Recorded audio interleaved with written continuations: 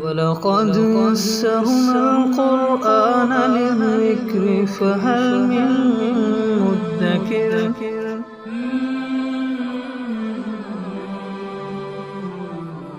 سورۃ النساء آیت نمبر 29۔ اعوذ باللہ من الشیطان الرجیم، بسم اللہ الرحمن الرحیم۔ یا ایھا الذین آمنوا لا تأکلوا اموالکم بینکم بالباطل الا ان تکون تجارۃ عن تراض منکم ولا تقتلوا انفسکم ان اللہ کان بکم رحیما ومن یفعل ذلک عدوانا وظلما فسوف نصلیہ نارا وَكَانَ ذَلِكَ عَلَى اللَّهِ يَسِيرًا۔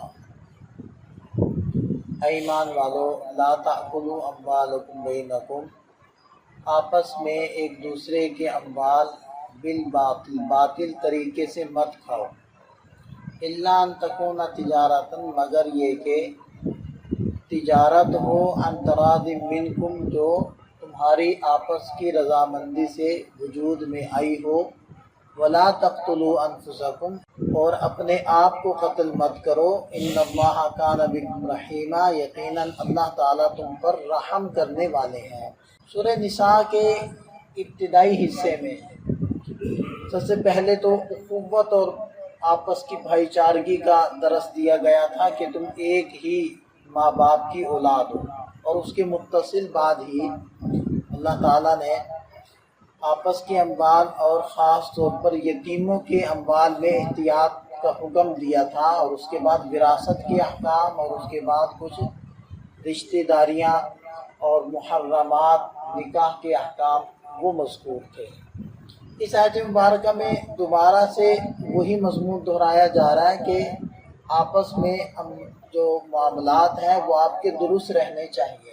اب کیا فرمایا کہ آپس میں ایک دوسرے کے اموال، بینکم، اموالکم فرمایا تمہارے اموال، تو تمہارے اموال میں سے خود اپنے مال بھی تو داخل ہے اور دوسروں کے اموال بھی داخل ہے، تو اس سے اشارہ نکلتا ہے کہ اپنے مال کو بھی غلط طریقے سے استعمال کرنا، خرچ کرنا، اس کی اجازت نہیں ہے۔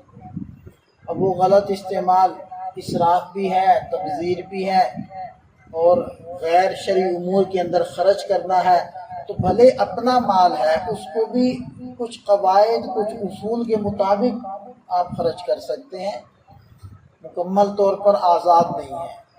اور دوسرے کے اموال میں تو احتیاط کرنی ہی کرنی ہے کہ باطل جتنی بھی شکلیں ہیں، قرآن نے تو صرف اتنا کہہ دیا نا کہ باطل طریقے سے مت کھاؤ، اب احادیث میں اس باطل طریقے کی مختلف شکلیں وہ مذکور ہیں، جیسے کہ چوری کرنا یہ بھی باطل طریقہ ہے، ڈاکہ ڈالنا باطل طریقہ ہے، دھوکہ دینا، جوا کرنا، سود کھانا، رشوت لینا، اور بھی جو بھی ایسی شکلیں ہیں وہ ساری احادیث کے اندر مذکور ہیں۔ تو اس سے پتہ چلتا ہے کہ جو احادیث ہیں وہ کسی نہ کسی قرآن کی آیت کی تشریح اور تفسیر ہوتی ہے، وہ ہمیں پتہ چلے یا نہ چلے لیکن ہوتا ایسا ہی ہے۔ تو بہرحال جتنی بھی باطل شکلیں اور صورتیں ہیں سب کا قرآن کریم نے ایک لفظ سے احاطہ کر لیا، بالباطل، باطل طریقے سے مت کھاؤ۔ استثنائی صورت آگے ارشاد فرمائی، الا ان تکون تجارۃ عن تراض منکم، مگر یہ کہ تمہاری آپس کی رضامندی سے کوئی تجارت ہو تو پھر تم کھا سکتے ہو۔ تجارت کا لفظ صرف اس لیے بول دیا کہ عام طور پر دوسرے کے اموال وہ تجارت کے ذریعے، لین دین کے ذریعے سے ہی انسان کو حاصل ہو جاتے ہیں، ورنہ اس کے علاوہ جو صورتیں ہیں اس کے ذریعے سے حاصل ہو جائے پھر بھی ٹھیک ہے، جیسے ہدیہ ہے، جیسے وراثت ہے، تو وہاں بھی تو دوسرے کا مال حاصل ہو گیا نا، تو وہ رضامندی پائی گئی۔ تو بقیہ آپ یہ دیکھیں کہ تو جو جائز طریقے ہیں ان میں سے صرف تجارت کا تذکرہ اللہ تعالیٰ نے یہاں کیا ہے۔ اس سے پتہ چلتا ہے کہ تجارت والا جو عمل ہے وہ اللہ تعالیٰ کو بڑا محبوب اور پسندیدہ عمل ہے، اور اسی لیے نبی پاک صلی اللہ علیہ وسلم کا ایک ارشاد ہے کہ التاجر الصدوق مع النبیین والصدیقین والشہداء، کہ جو نیک سچے تاجر ہوں گے۔ اب سچے تاجر میں ساری درست تاجر والی صفات آ گئی، دھوکہ نہ دیتا ہو، ملاوٹ نہ کرتا ہو، کم تولتا نہ ہو، وغیرہ وغیرہ، سچے تاجر میں ساری باتیں آ جائیں۔ تو فرمایا کہ سچا تاجر قیامت کے دن نبیوں کے ساتھ کھڑا ہوگا، صدیقین کے ساتھ کھڑا ہوگا، شہداء کے ساتھ ہوگا۔ تو جہاں سچے تاجر کی یہ سچے تاجر کے یہ فضائل ہیں، تو وہاں دھوکہ دینے والے ان کے بھی وعیدیں بھی ہیں کہ جو دھوکہ دینے والے تاجر ہوں گے وہ گنہگار ہوں گے، وہ کل قیامت کے دن اللہ کی پکڑ میں ہوں گے۔ تو بہرحال تجارت کی اس سے فوقیت اور فضیلت نکلتی ہے۔ تو فرمایا کہ الا ان تکون تجارت، مگر یہ کہ تجارت کے ذریعے سے ایک کا مال دوسرے کی طرف چلا جائے تو وہ درست ہے، ان تراض منکم، اور آپس میں رضامندی بھی ہو۔ بعض معاملات ایسے ہوتے ہیں کہ جس کے اندر رضامندی نہیں ہوتی۔ پہلی بات تو یہ ہوتی کہ ان میں تجارت ہی نہیں ہوتی۔ مثلا جو سود ہوتا ہے، سود میں تجارت نہیں ہوتی، کیونکہ تجارت کہتے ہیں مبادلۃ المال بالمال بالتراضی، کہ مال کے بدلے میں مال ہو آپس کی رضامندی سے۔ اب جو سود ہوتا ہے اس کے مقابلے میں مال نہیں ہوتا، اس کے مقابلے میں وقت ہوتا ہے۔ ایک بندے نے قرضہ دیا دوسرے کو 1 ماہ کے لیے 1 لاکھ روپے، واپسی طے ہوئی ہے کہ 1,05,000 آپ نے واپس کرنے ہیں۔ تو یہ 5,000 کس چیز کے بدلے میں ہے؟ وقت کے بدلے میں ہے، کہ تم نے 1 مہینے کے لیے میرا مال اپنے پاس رکھنا ہے، تو اس کے بدلے میں میں تم سے 5,000 لوں گا۔ تو اس 5,000 کے بدلے میں کچھ نہیں ہے، مال نہیں ہے، وقت ہے، اس لیے یہ تجارت نہیں بنے گا۔ یا رشوت ہے، رشوت کے مقابلے میں اختیارات ہوتے ہیں کہ مجھے جو اختیار ملا ہے وہ میں استعمال کروں گا، کب؟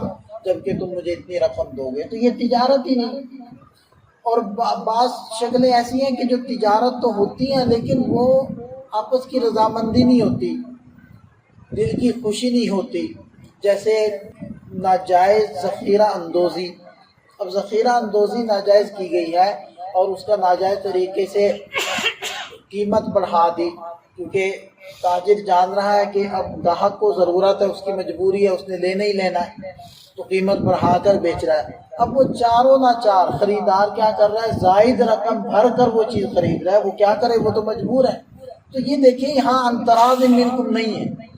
تو یہ جو الفاظ ہے قرآن کریم کا ایک ایک لفظ وہ اپنے اندر بڑی حقیقتیں رکھتا ہے، اور جو ائمہ تھے انہوں نے یہی تو کمال کیا، انہوں نے ان ایک ایک لفظ کو سامنے رکھ کر پھر ضابطے نکال کر اس کے مطابق جزئی مسائل نکالنے۔ ہمیں تو پکی پکائی کھیر مل گئی، بنے بنائے لکھے لکھائے مسائل مل گئے، وہ بھی سمجھنا ہمارے لیے ایک مصیبت ہے، اور جن کو سمجھ نہیں آتی وہ انہوں نے تو ویسے ہی کہہ دیا بھی ہے ہی غلط، ان کو سمجھ ہی نہیں آتی۔ تو انسان الناس آدام لما جہلوا بھی، انسان جس چیز کو نہیں جانتا اس کا دشمن ہو جاتا ہے۔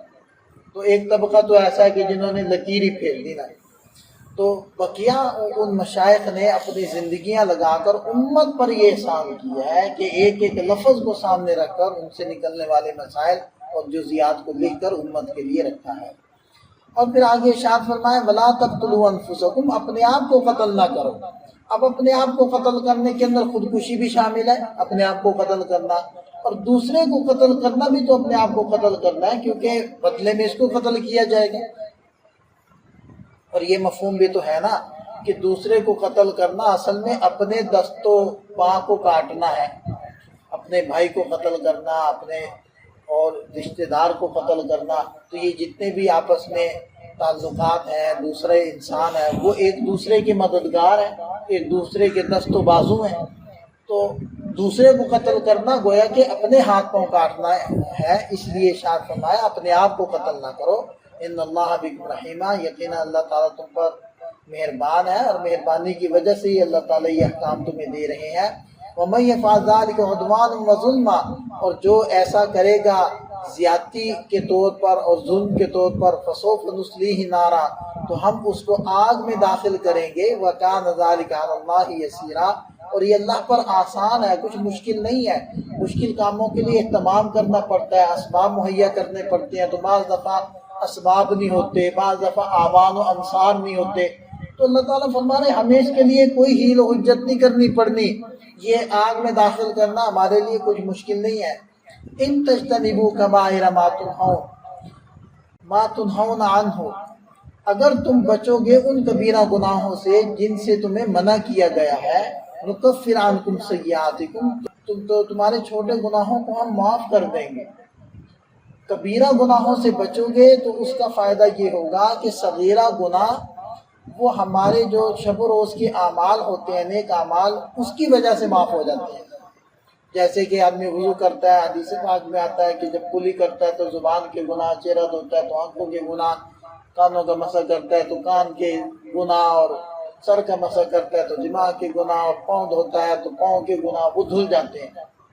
اب اس سے مراد سارے صغیرہ گناہ ہیں، کیونکہ کبیرہ کے بارے میں تو اللہ تعالیٰ نے فرمایا ان تجتنبو، اگر تم بچو گے تو پتہ چلا کہ کبیرہ گناہوں سے یہ بچنا پڑے گا، اگر کر لیے تو توبہ کرنی ہوگی۔ کبیرہ گناہوں سے بچنے کا ایک فائدہ یہ ہے کہ صغیرہ معاف ہوتے جائیں گے، اور اگر کبیرہ سے نہیں بچیں گے تو دو نقصان ہے، ایک تو کبیرہ کھاتے میں لکھے جا رہے ہیں، دوسرا ان کی نحوست سے صغیرہ بھی معاف نہیں ہوا۔ اور رہی ہے بات کہ کبیرہ کہتے کن گناہوں کو ہیں، تو جن گناہوں کی سزا یعنی حدود ہیں، جن کے اوپر حد شرعی سزا کو کہتے ہیں حد، اور شرعی سزا کی بھی وہ قسم کہ جس کی تحدید قرآن نے بیان کر دی کہ وہ سزا ہوگی کتنی، جیسے کہ 100 کوڑے ہیں بدکاری پر، تہمت لگانے پر 40 کوڑے ہیں، یا رجم کی سزائیں ہیں، یا جو چور کی سزا ہے، ڈاکو کی سزا ہے، یہ ساری سزائیں قرآن نے بیان کی ہیں، اور واضح طور پر بیان کیا کہ کتنی کتنی سزائیں، ان کو حدود کہیں گے۔ کچھ سزائیں ایسی ہوتی ہیں کہ جو اور حاکم وقت کے ذمے ہوتا ہے، قاضی کے ذمے ہوتا ہے، جج کے ذمے ہوتا ہے کہ وہ سزا دے، لیکن کتنی دے یہ اس کی رائے کے اوپر موقوف ہوتا ہے، وہ حالات کے پیش نظر، مجرم کے پیش نظر وہ سزا جاری کرے، ان کو کہتے ہیں تعزیرات۔ تو حدود اور تعزیرات دونوں میں فرق ہوتا ہے۔ تو بہرحال جن گناہوں کی سزا قرآن میں مذکور ہے وہ سارے گناہ کبیرہ ہیں، جن کے اوپر لعنت کی گئی یا جن کے اوپر جہنم کے عذاب کی وعیدیں مذکور ہیں، وہ سارے کبیرہ گناہ ہیں۔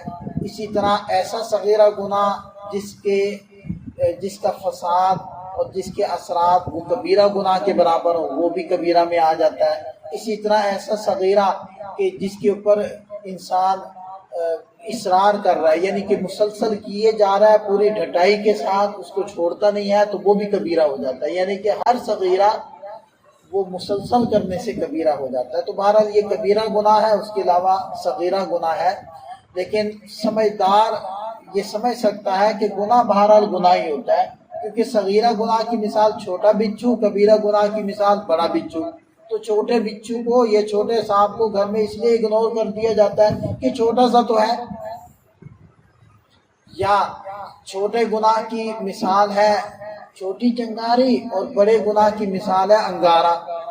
تو چھوٹی چنگاری کو اس لیے کپڑوں میں برداشت کر لیا جاتا ہے کہ معمولی سی تو ہے، اس سے کیا ہونا ہے، یقینی بات ہے کہ نہیں برداشت کیا جاتا۔